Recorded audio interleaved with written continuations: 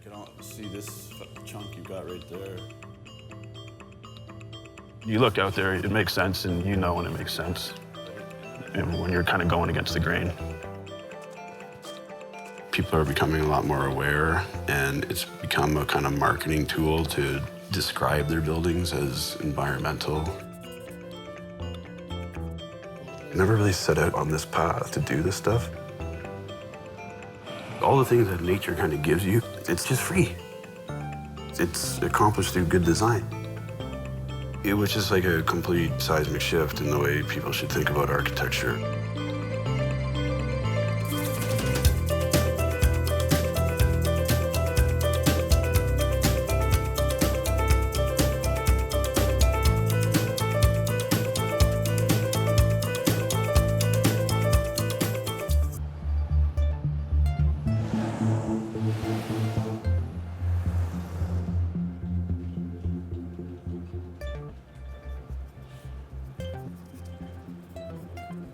It's so important that the people designing buildings are involved in budgeting buildings and all the aspects of construction because they're all so intertwined.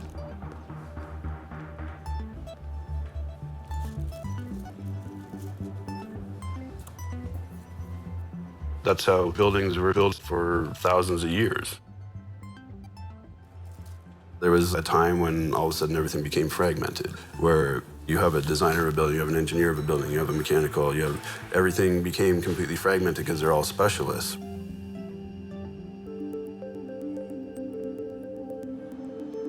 But the specialists all worked in different rooms and different buildings and passed their work on to each other. So there's a disconnect all the time. Everybody was just compensating for the last person's inefficiencies.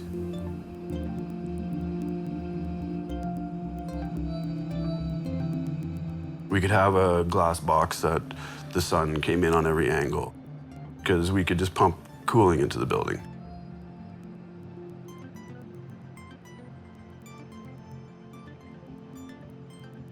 With the development model, what was happening so often is that developers build buildings only looking at the cost and then what they're going to get for it. And no one ever thought about operating costs.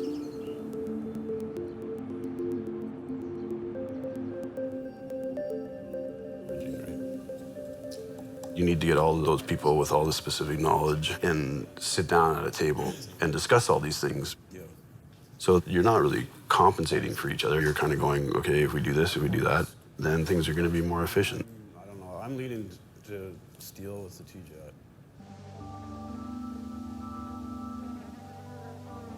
So you're trying to take all the different components of what goes into the building and wrap them into more of a sphere rather than a line. Keeps all the bugs out, too.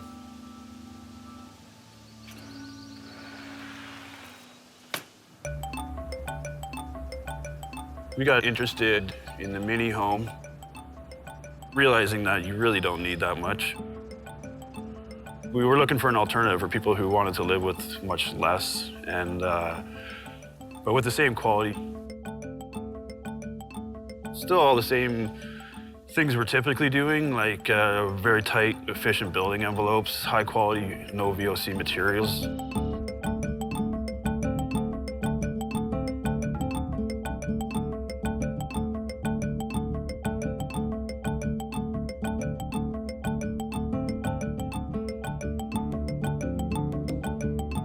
Because its footprint is so much smaller, it requires incredibly less energy to operate.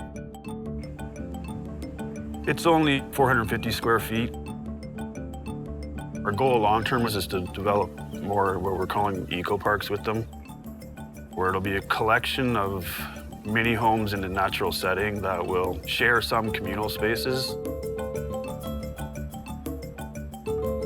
much more in tune with nature.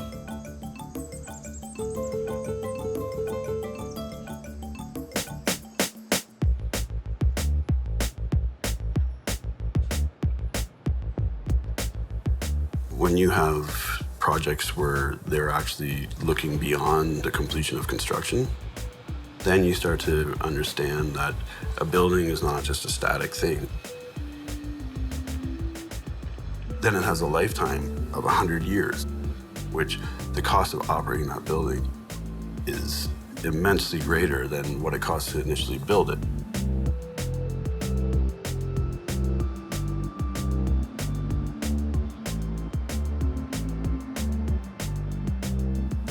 Buildings account for the vast majority of our energy consumption, whether it's construction or use. It's like buildings, number one, and then transportation. So we're still very far behind where we could be in terms of conservation.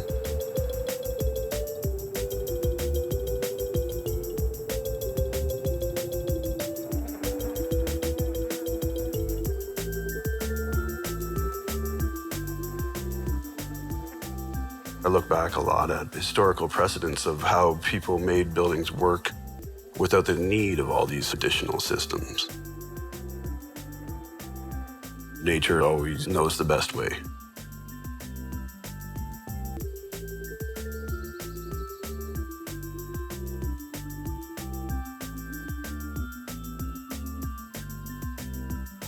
And we only waste our intelligence trying to combat that,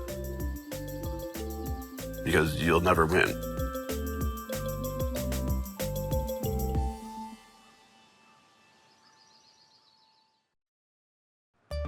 I'll be the first one to say that the world needs to live in dense cities.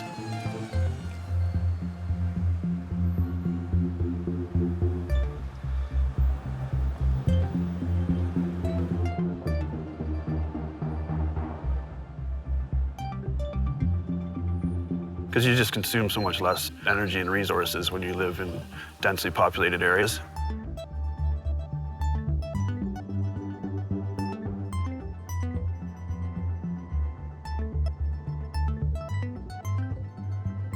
We don't have that golden era of romancing future anymore.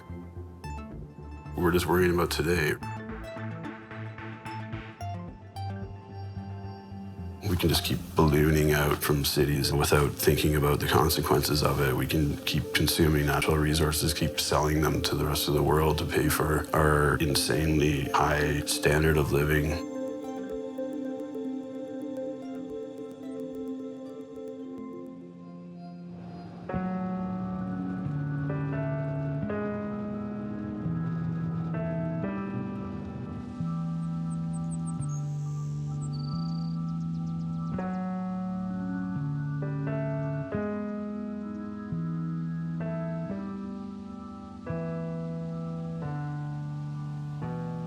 Since we were in school, my partners and I started talking about sustainability.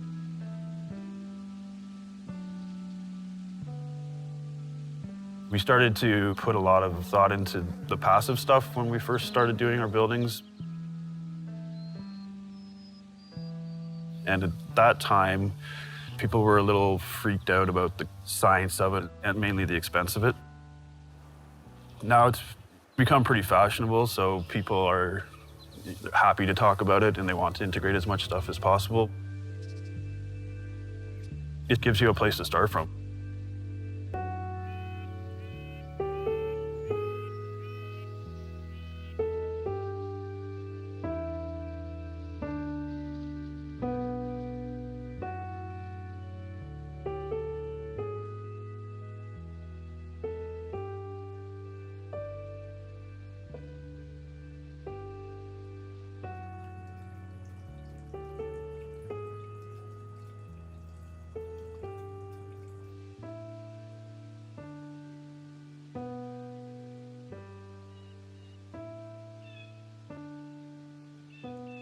So with this building, we were very careful to properly design the solar geometry of the building.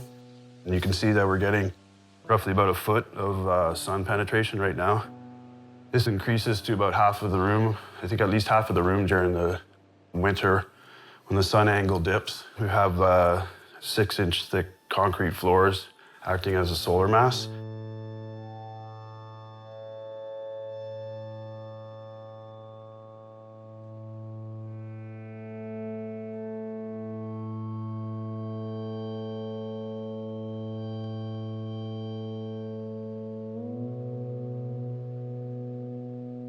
The bottom line is that the design, first and foremost, takes advantage of all the natural systems.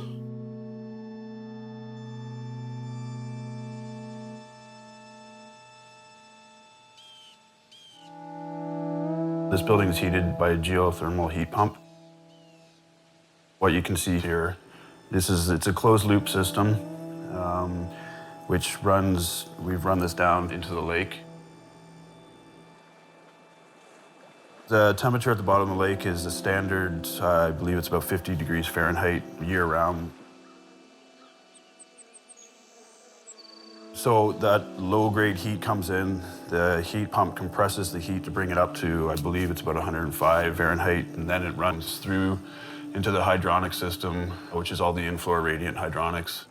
So you see we've got 5 different zones here. People think that modern architecture is aesthetically driven,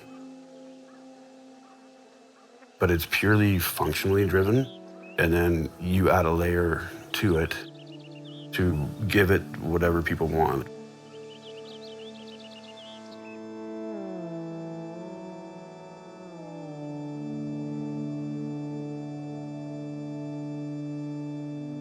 We create a central void through the building, so that ends up being a 2-story space. So basically what this does is it drives a stack ventilation effect through the building.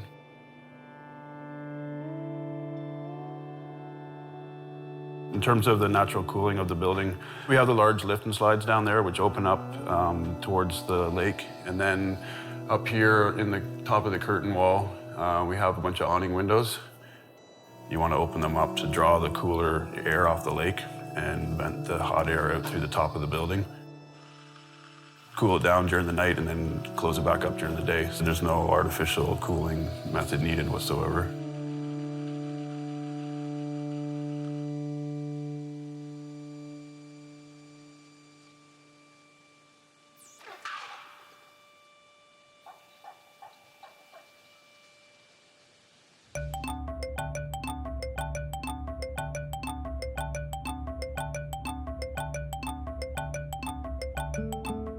It's a very special place that your family all comes together. And it passes through generations and generations. I understand that a sustainable planet is a very dense one, but people are always going to build in these places, and so you try to do it as delicately as possible. If I can do something in one of these areas that's very, very minimal impact, then I think that that's successful. This project does allow us to explore a lot of this technology.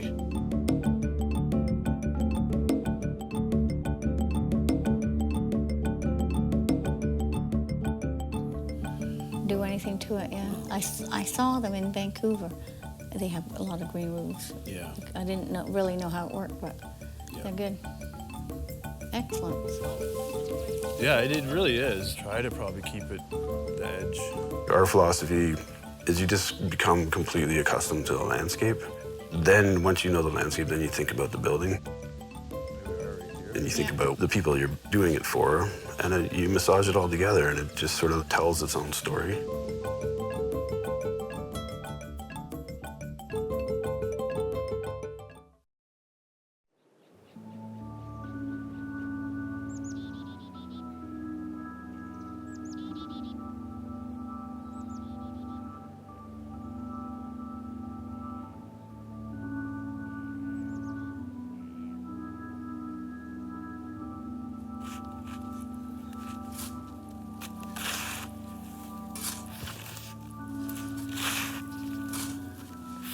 This stuff here down here, a little bit more grainy, eh?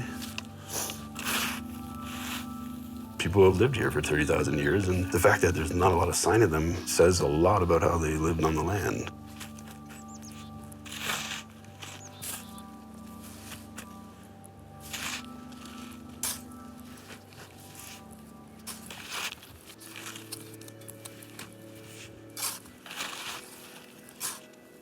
Like I was explaining before, there's like some sort of weird chemical reaction that happens when you pile snow like this.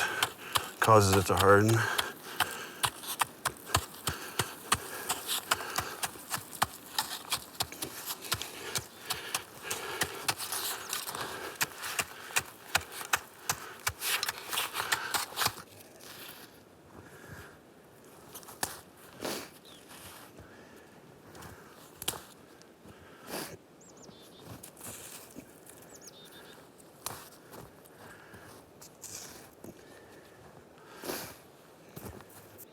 You always try to get the door lower so you don't get the cold air rising up inside. Like you try to have it so the entrance is like that, and then the platform's up here. See, we're on kind of a slope, so it's best if we come down here. Plus, that's northwest right there, right? So where the nasty wind comes from that side. The first night we spent the night in this thing, and the weather dipped. It went down to minus 39. We found out when we got out, and we didn't even realize how cold it was outside or if it was storming unless we poked our head out to see the snow going like horizontally. Yeah, it was unbelievable. Gonna be our lights, your light system. And then, so apparently this has a capacity of a 50-watt light bulb. So we'll put one in each side. You still have all the work left of carving it out. And that's actually the hard part.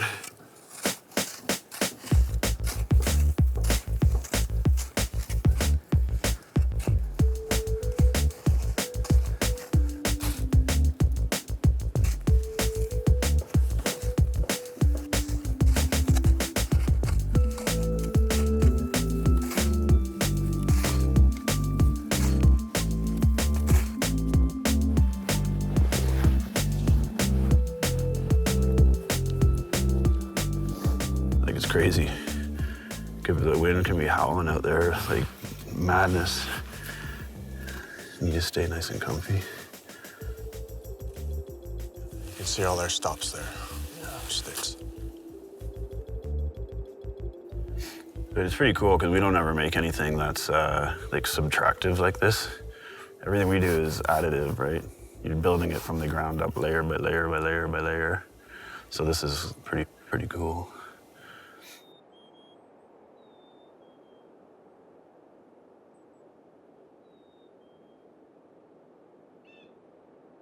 Really teaches you to understand like how you can exist within nature rather than against it, right? And that's kind of what happened. That's what I was mentioning before in terms of like, that's what happened with buildings for a long time. Is like we can overcome anything just by pumping it with technology and all this sort of stuff, right? Compensating for bad design, right? So then you look at something like this and it's like the perfect design for what's available. Right?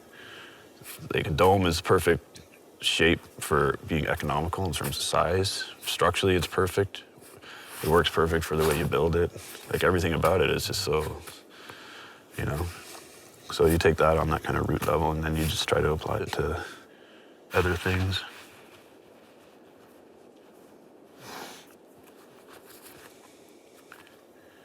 Yeah.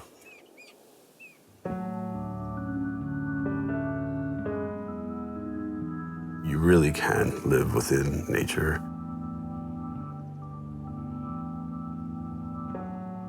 All the things that nature kind of gives you, you don't need to pay for it. It's like the perfect design. That was completely lost for a while. I think it's coming back. I don't think we place enough value on the effect the built environment has on our human condition.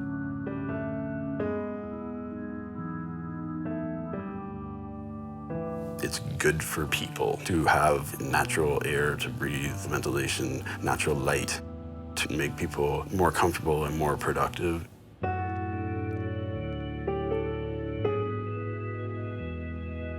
People are finally getting it, and that's one of the reasons why we're successful at what we do. We're building a earth-bermed, green-roofed, environmentally friendly home here. There was a really interesting sort of dip in the property, and we could tell it was a nice gradual slope. And the fact is, in sort of a meadowy landscape, right away, it's just sort of made us think of having the building kind of basically grow out of the ground.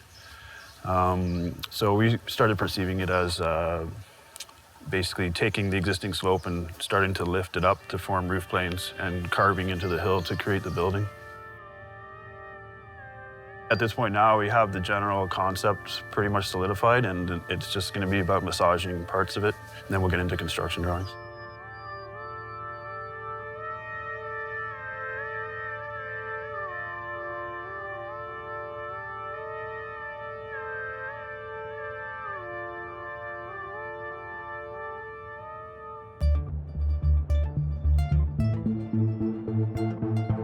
we saw what the dilemma was within the industry and realized how marginalized that architects had been from the whole process. Well,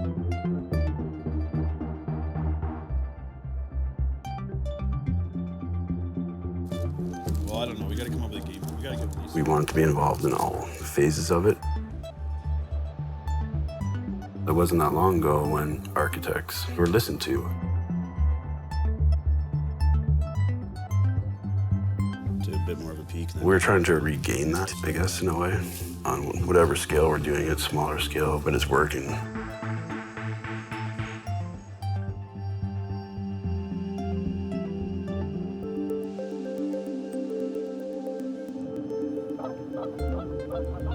They're integrated into the landscape.